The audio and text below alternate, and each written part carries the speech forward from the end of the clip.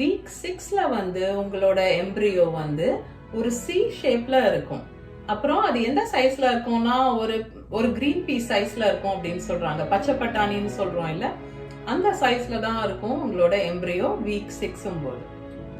இந்த வீக் 6ல வந்து உங்க பேபியோட ஃபீச்சர்ஸ் எல்லாம் ஃபார்ம் ஆக ஸ்டார்ட் பண்ணும்.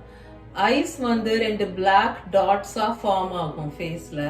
அதே மாதிரி ஜா, சின், சீக்ஸ் இதெல்லாம் டெவலப் ஆக ஆரம்பிக்கும்.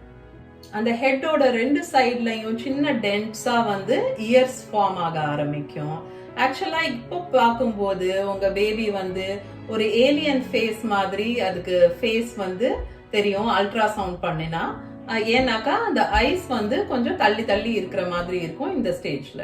ஸோ ஐஸ், நோஸ், இயர்ஸ், மவுத், சீக், சின், ஜா இது எல்லாமே ஃபார்ம் ஆக ஸ்டார்ட் பண்ணும். அது மாத்திரம் இல்ல,